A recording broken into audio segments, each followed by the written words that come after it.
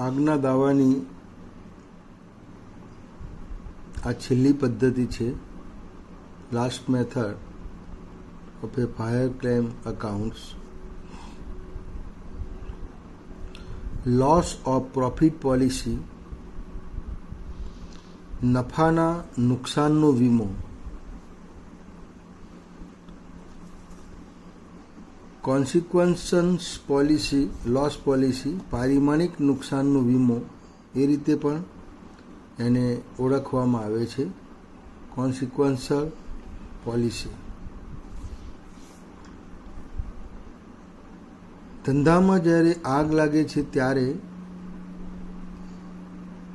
ધંધો 2 કે 3 માસ અસ્તવ્યસ્ત થઈ જાય છે.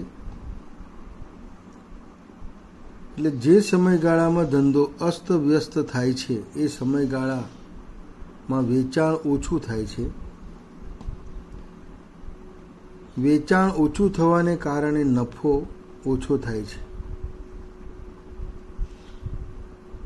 એટલે નફાનું નુકસાન જે થાય છે એની પોલિસી લેવામાં આવે છે, એને કોન્સિક્વન્શનલ પોલિસી, લોસ પોલિસી તરીકે ઓળખવામાં આવે છે.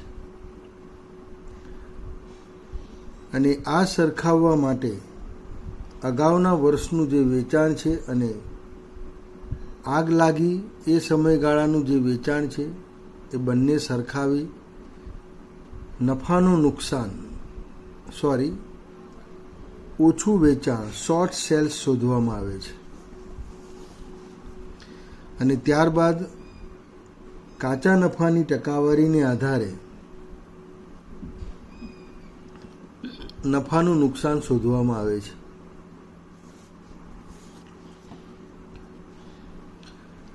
When a fire occurring in business, the business is disorganization. જ્યારે ધંધામાં આગ લાગે છે ત્યારે ધંધો અસ્તવ્યસ્ત થઈ જાય છે. The sale is reduced and there will be a loss of profit. વેચાણમાં ઘટાડો થાય છે અને નફામાં નુકસાન થાય છે.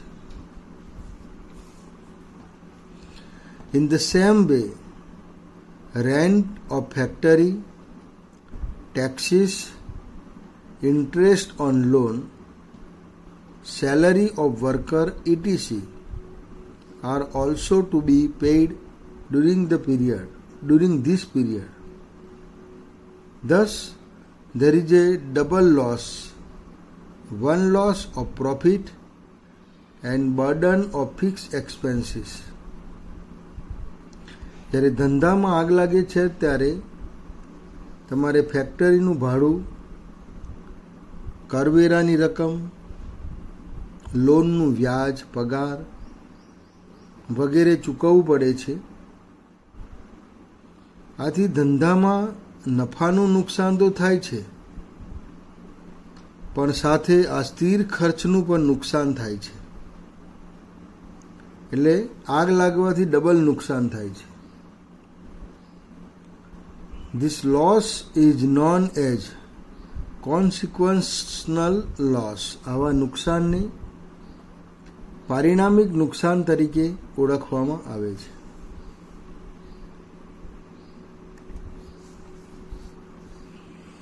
કેલ્ક્યુલેશન અમાઉન્ટ ઓફ ક્લેમ, દાવાની રકમની ગણતરી. હવે આ નફાનું નુકસાન, દાવાની રકમ તમારે કેવી રીતે ગણવાની છે? The following important information is required for calculating of consequential loss. પારિણામિક નુકસાનની ગણતરી માટે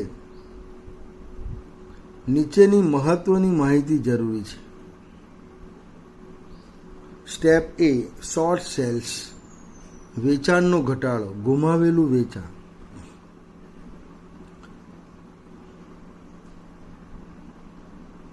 As the business is disorganized due to fire, જ્યારે ધંધો આગને કારણે અસ્તવ્યસ્ત થાય છે The sale is reduced during such period as compared to last year's sales. છેલ્લા વર્ષમાં આ જ સમયગાળાનું જે વેચાણ હતું એની સરખામણીમાં આગ લાગવાને કારણે વેચાણ ઓછું થાય છે. એટલે કે જાન્યુઆરી માસમાં આગ લાગી હોય તો જાન્યુઆરી અને ફેબ્રુઆરી એ 2 મહિના ડિસ્ટર્બ થયા તમારા, તો એ 2 મહિનાનું ગુમાવેલું વેચાણ, ઓછું વેચાણ શોધવા માટે અગાઉના એ જ સમયગાળાનું વેચાણ જેની નોંધ તમારી પાસે હશે એને આધારે અને હાલના વેચાણને આધારે તમે ગુમાવેલું વેચાણ શોધી શકશો. એટલે કે પાછલા નાણાકીય વર્ષનું વેચાણ અને ધંધો અસ્તવ્યસ્ત થઈ ગયો છે એ સમયગાળાનું વેચાણ બંનેની કમ્પેર કરીને શોર્ટ સેલ શોધવામાં આવે છે.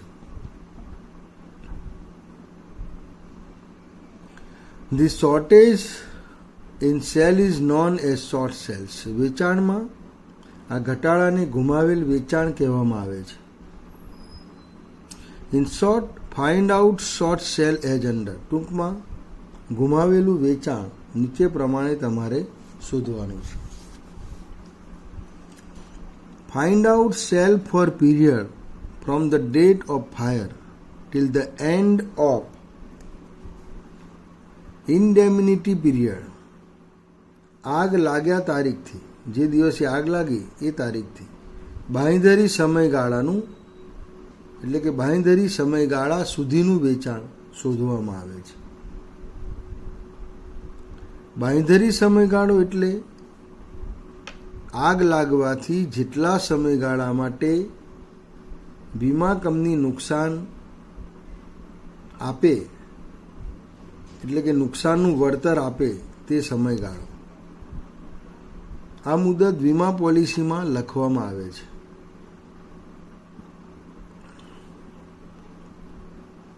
દાખલા તરીકે આગ લાગી ત્યાર પછી ધંધો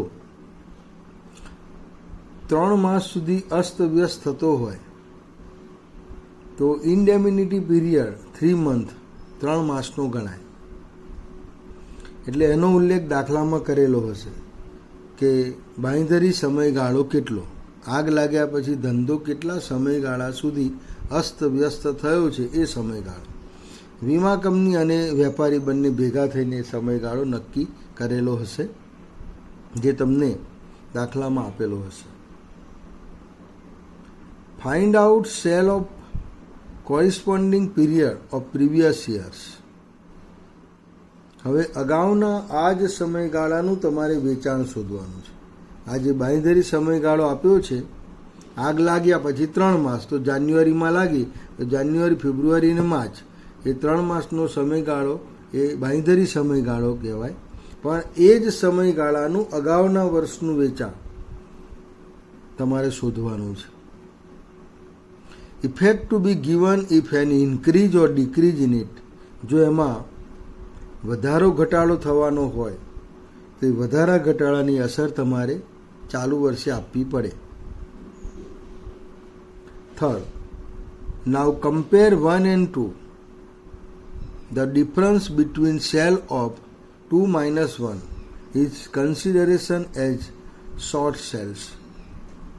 હવે નંબર 1 અને નંબર 2નો સરવાળો, તફાવતની રકમ ગુમાવેલ વેચાણ ગણાશે. એટલે કે અગાઉના સમયગાળાનું વેચાણ માઇનસ અત્યારે જે ધંધો અસ્તવ્યસ્ત થઈ ગયો છે એ સમયગાળાનું વેચાણ, એ બંનેની સરખામણી કરવામાં આવે છે.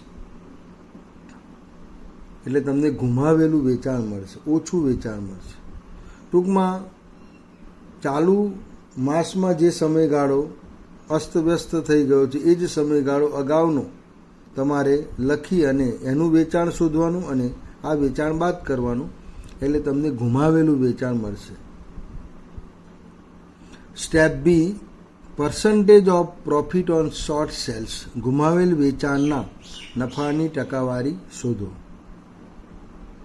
હવે ગુમાવેલ વેચાણના નફાની ટકાવારી 2 તમને આપવામાં આવેલી છે. એક વીમા કંપની વધુમાં વધુ કેટલી રકમ મંજૂર કરે અને બીજું તમે વધુમાં વધુ કેટલી રકમ માગી શકો. બેમાંથી જે રકમ ઓછી હોય, બેમાંથી જે ટકાવારી ઓછી હોય એ હંમેશા ધ્યાનમાં લેવામાં આવે છે. The percentage of profit would be the lower of the following 2%. નીચેની 2% નફાની જે ઓછી ટકાવારી છે એ ધ્યાનમાં લેવાય છે. તમને પહેલી ટકાવારી આપવામાં આવેલી છે net profit of last financial year, છેલ્લા નાણાકીય વર્ષનો ચોખ્ખો નફો, કારણ કે એ છેલ્લા નાણાકીય વર્ષમાં આપણને કેટલો નફો થયો એટલો નફો આપણે માગીએ, વત્તા ફિક્સ એક્સપેન્સીસ ઇન્શ્યોર્ડ, વત્તા જે સ્થિર ખર્ચા છે એનો તમે વીમો લીધેલો છે તે, divided by sales of last financial year, છેલ્લા નાણાકીય વર્ષનું વેચાણ, મલ્ટીપ્લાય 100 ગુણ્યા 100. ટૂંકમાં પાછલા નાણાકીય વર્ષની કાચા નફાની ટકાવારી શોધવામાં આવે છે. અહીંયા gross profit means net profit plus fix expenses, ચોખ્ખો નફો વત્તા સ્થિર ખર્ચા, એને કાચા નફા તરીકે ઓળખવામાં આવે છે, is known gross profit. Gross profit means net profit plus standing charges, કાચો નફો બરાબર ચોખ્ખો નફો વત્તા સ્થિર ખર્ચા. The percentage is lower, it indicates that the sum insured is over or more. This percentage will show the loss of profit to the business. નફાની જે આ ટકાવારી છે એ ટકાવારી એમ સૂચવે છે કે વીમો વધારે ઉતરાવેલ છે, અને આ ટકાવારી ધંધાનું ખરેખર જે નુકસાન થયેલું છે એ તમને બતાવે છે. પણ વીમા કંપની તમને બધું જ નુકસાન નહીં આપે. તમે વીમાની રકમ ઓછી લીધી હશે તો પૂરેપૂરું નુકસાન ન મળે. એટલે વીમા કંપની માટે જે નફાની ટકાવારી છે તમને બીજી આપવામાં આવેલી છે. If profit is likely to increase before the fire broke out, then such increase is added to first percentage.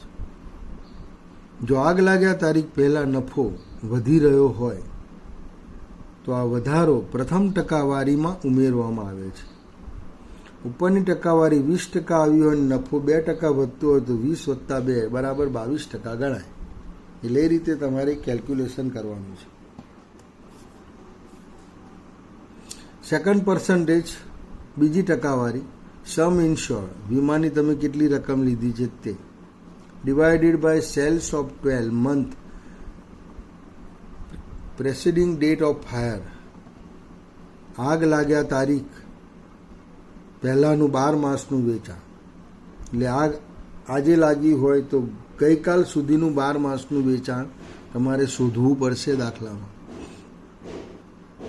આગ જાન્યુઆરીની 1 તારીખે લાગી હોય તો ડિસેમ્બર સુધી 12 માસનું વેચાણ, એટલે કે જાન્યુઆરીથી ડિસેમ્બર સુધીનું 12 મહિનાનું વેચાણ તમારે નક્કી કરવું પડે. આગ 1/4 લાગી હોય તો 31/3 સુધીનું તમારે નક્કી કરવું પડે. આગ ઓક્ટોબરમાં લાગી હોય તો સપ્ટેમ્બર સુધીનું 12 માસનું વેચાણ તમારે શોધવું પડશે દાખલામાં, અને એ અહીંયા મૂકવાનું છે, ગુણ્યા 100. વીમાની રકમ ભાગ્યા આગ લાગ્યા તારીખે પૂરા થતા 12 માસનું વેચાણ. અગાઉની ટકાવારીમાં છેલ્લા નાણાકીય વર્ષનું વેચાણ કહેલું છે. છેલ્લું નાણાકીય વર્ષ એટલે દાખલા તરીકે આગ 6થા મહિનામાં લાગી હોય અને નાણાકીય વર્ષ 31/12 પૂરું થતું હોય તો 31/12 સુધીનું વેચાણ એ છેલ્લા નાણાકીય વર્ષનું વેચાણ ગણાશે. Last financial years sales. Step C, ascertaining loss of profit, નફાનું નુકસાન નક્કી કરવું. From the figure of short sales ઓછું વેચાણ તમે જે ગણ્યું એનો જે આંકડો તમે ઉપર શોધ્યો એ and the percentage of gross profit અને કાચા નફાની જે ટકાવારી છે તે the loss of profit is computed as follow. નફાનું નુકસાન નીચે પ્રમાણે ગણાશે. એટલે કે ગુમાવેલ વેચાણનો આંકડો અને કાચા નફાની ટકાવારી ઉપર આપણે શોધી તે બેમાંથી ઓછી ટકાવારી લેવાની છે. એની આધારે નીચે પ્રમાણે ગણતરી કરવામાં આવે છે. ક્લેમ અમાઉન્ટ દાવાની રકમ બરાબર શોર્ટ સેલ્સ ગુમાવેલું વેચાણ જેટલું વેચાણ ઓછું થયું છે તે પ્લસ મલ્ટીપ્લાય પર્સન્ટેજ ટકાવારી લોઅર ઓફ 2% અબાઉ ઉપરની જે ટકાવારી છે એમાં જે ઓછી ટકાવારી છે તમારે ધ્યાનમાં લેવાની છે. આ દાવાની જે રકમ આવે એમાં મિટિગેટ એક્સપેન્સીસ આગ બુઝાવવાના ખર્ચા તમારે પ્લસ કરવાના છે અને ગણતરી કરવાની રહેશે.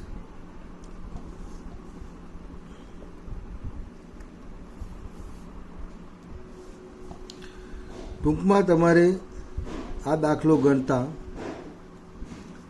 એક તો ગુમાવેલું વેચાણ શોધવાનું છે.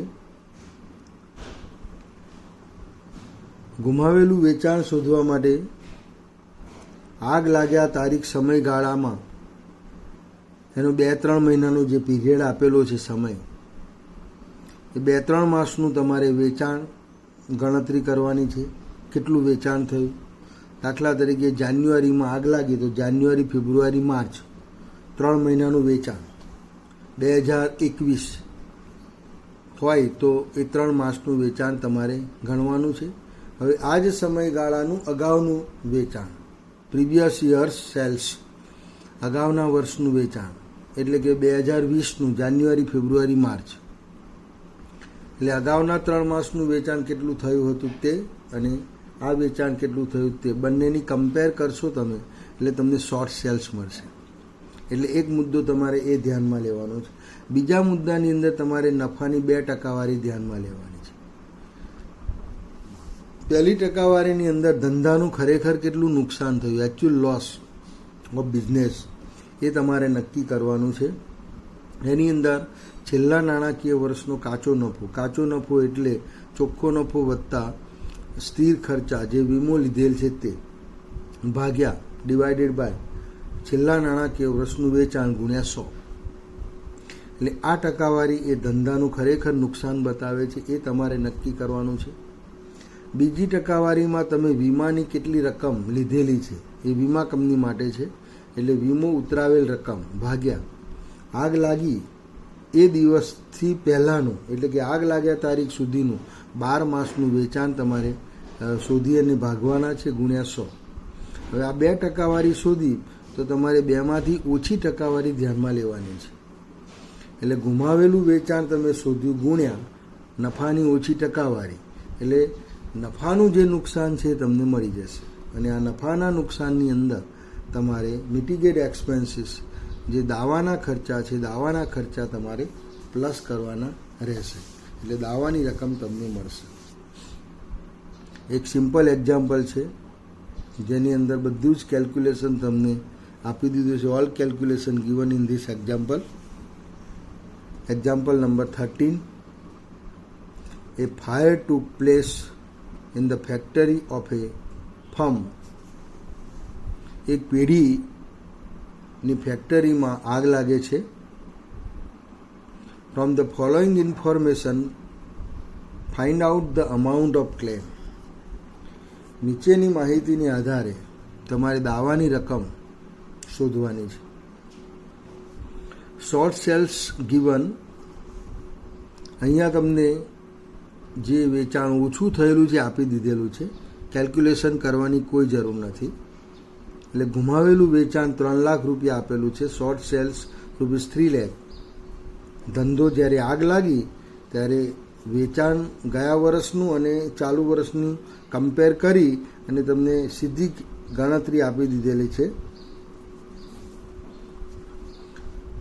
ગુમાવેલું વેચાણ આપેલું છે. હવે નફાની તમારે 2 ટકાવારી શોધવાની છે. હવે 2 ટકાવારી કઈ રીતે શોધવાની છે તો પહેલી ટકાવારીની અંદર એવું કહેલું છે કે છેલ્લા નાણાકીય વર્ષનો કાચો નફો ભાગ્યા છેલ્લા નાણાકીય વર્ષનું વેચાણ ગુણ્યા 100.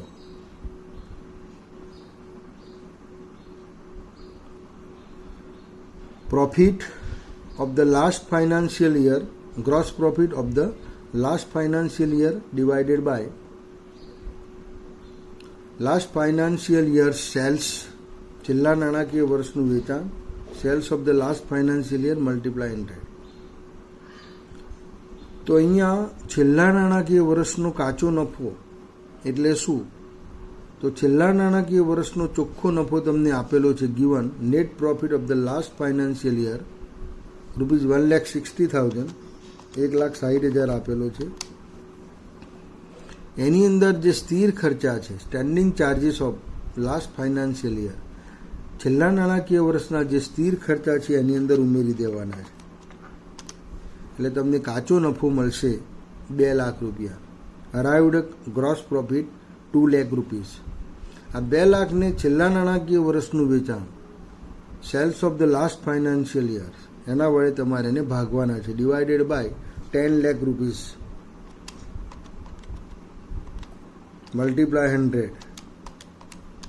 એટલે 20%, 20% જે નફાની ટકાવારી આવી એ એકચ્યુઅલ લોસ, ખરેખર ધંધાનું જે નુકસાન છે તમને મળેલું છે. હવે બીજી ટકાવારી છે વીમા કંપનીએ નક્કી કરેલી છે. તો sales for 12 month immediately preceding date of fire, આગ લાગ્યા તારીખ પહેલાંનું 12 માસનું વેચાણ તમને આપેલું છે 20 લાખ. એટલે જે દિવસે આગ લાગી એના આગલા દિવસે 12 મહિના પૂરા થાય તો એ વેચાણ કેટલું એ તમને આપી દીધેલું છે, 20 લાખ રૂપિયા. અને અમાઉન્ટ ઓફ ઇન્સ્યોરન્સ પોલિસી, અને વીમાની જે પોલિસી તમે ઉતરાવેલી છે એની રકમ તમને આપેલી છે, ગીવન 3,60,000. એટલે સેકન્ડ પર્સન્ટેજ સમ ઇન્શ્યોર, વીમાની રકમ divided by sales for 12 month immediately preceding date of fire, આગ લાગ્યા તારીખ એ 12 માસનું વેચાણ. એટલે 36,000 ભાગ્યા 36,000 ડિવાઇડેડ બાય 3,60,000 ભાગ્યા 3,60,000 ડિવાઇડેડ બાય 20 લાખ, 20 લાખ. એટલે 18%, 18% આવ્યા. તમારું ખરેખર નુકસાન 20% છે, એકચ્યુઅલ લોસીસ 20%. પણ વીમા કંપનીએ વીમો તમે જે ઉતરાવેલો છે એને આધારે તમને જે નુકસાનનું વળતર આપવા માગે છે, રિબેટ ઓફ લોસ, એ 18% છે, 18% છે. એટલે તમારું ગુમાવેલું વેચાણ જે 3 લાખ છે, 3 લાખ, એની પર વીમા કંપની તમને 18% વળતર આપશે. Rebate on short sales 18%. એટલે 3 લાખ મલ્ટીપ્લાય 18%, 54,000 રૂપીસ, 54,000નું તમને નફાનું નુકસાન આપશે. પ્લસ એક્સપેન્સીસ ટુ મિટિગેટ ફાયર, આગ બુઝાવવાના જે ખર્ચા છે એનું નુકસાન તમને 6,000નું આપશે. ટોટલ ક્લેમ અમાઉન્ટ, કુલ દાવાની રકમ 60,000ની થશે. દાખલો આ રીતે ગણેલો છે. નંબર 1, શોર્ટ સેલ્સ, ઓછું વેચાણ કેટલું થયું તે ગીવન આપેલું છે તમને, 3 lakh rupees. Second point, percentage of gross profit on sales, વેચાણ ઉપર કાચા નફાની ટકાવારી. એ ટકાવારી 2 રીતે તમારે 2 વે શોધવાની છે. વીમા કંપનીની દ્રષ્ટિએ in the view point of insurance company and in the view point of traders, વેપારી, બંનેની દ્રષ્ટિએ નુકસાન શોધવાનું છે. બેમાંથી જે ટકાવારી ઓછી હોય તે તમારે ધ્યાનમાં લેવાની છે. First percentage net profit of last financial year, છેલ્લા નાણાકીય વર્ષનો ચોખ્ખો નફો પ્લસ સ્ટેન્ડિંગ એક્સપેન્સીસ, સ્થિર ખર્ચા, divided by sales of last financial year, છેલ્લા નાણાકીય વર્ષનું વેચાણ, ગુણ્યા 100 મલ્ટીપ્લાય 100. છેલ્લા નાણાકીય વર્ષનો ચોખ્ખો નફો વત્તા સ્થિર ખર્ચા ભાગ્યા છેલ્લા નાણાકીય વર્ષનું વેચાણ ગુણ્યા 100. આ ટકાવારી, આ ફોર્મ્યુલા તમારે યાદ રાખવાની છે. Remember this formula. છેલ્લા નાણાકીય વર્ષનો ચોખ્ખો નફો આપેલો છે. Given net profit last financial year 1,60,000, 1,60,000 plus standing expenses, fix expenses 40,000 given. 1,60,000 વત્તા 40,000 બરાબર કાચો નફો 2 લાખ થશે. Divided by 10 lakh last financial years sales 10 lakh multiply 100, 20%. Business losses. Second, sum insured વીમાની રકમ. Sales of 12 month before fire, આગ લાગ્યા તારીખ પહેલાં 12 માસનું વેચાણ મલ્ટીપ્લાય 100. આ વીમા કંપનીની દ્રષ્ટિએ ટકાવારી આપેલી છે. 3,60,000 ડિવાઇડેડ બાય 20 લાખ મલ્ટીપ્લાય 100. 3,60,000 ભાગ્યા 20 લાખ ગુણ્યા 100, 18%, 18%. લોસ ઓફ પ્રોફિટ, નફાનું નુકસાન કેટલું થયું? તો શોર્ટ સેલ્સ તમારું આપેલું છે 3 લાખ, અને આ બેમાંથી જે ઓછી ટકાવારી છે એ કન્સિડર કરવાની છે. Multiply lower of the about 2%. ગુમાવેલું વેચાણ ગુણ્યા બેમાંથી ઓછી ટકાવારી 3 લાખ મલ્ટીપ્લાય ગુણ્યા 18 ડિવાઇડેડ બાય 100, 18 ભાગ્યા 100. 3 લાખ ગુણ્યા 18 ભાગ્યા 100, 54,000 રૂપીસ. તમને જે નફાનું નુકસાન થયું છે તે profit loss is rupees 54,000. And additional expenses to mitigate, આગ બુઝાવવાના જે ખર્ચા છે એ બીજું નુકસાન તમારું છે 6,000. એટલે total losses 60,000. Amount of claim, દાવાની રકમ ગણાશે. આ એક સિમ્પલ દાખલો તમને ગણાવ્યો, પણ દાખલામાં તમારે બાંયધરી સમયગાળો ગણવો પડશે. ઇન્ડેમિનિટી પીરિયડ, બાંયધરી સમયગાળાનું વેચાણ સેલ્સ ઓફ ઇન્ડેમિનિટી પીરિયડ. બાંયધરી સમયગાળાના અગાઉના વર્ષનું વેચાણ previous year indemnity of sales of indemnity, એ તમારે ગણતરી કરવી પડશે તારીખને આધારે. છેલ્લા નાણાકીય વર્ષનું વેચાણ તમારે ગણવું પડશે. આ બધી જ ગણતરી તમારે કરી અને આ દાખલો ગણવાનો રહેશે. આ એક સિમ્પલ એક્ઝામ્પલ તમને મેં ગણાવ્યો છે. હવે પછી બીજા 2 દાખલા તમને વ્યવસ્થિત ગણાવીશ.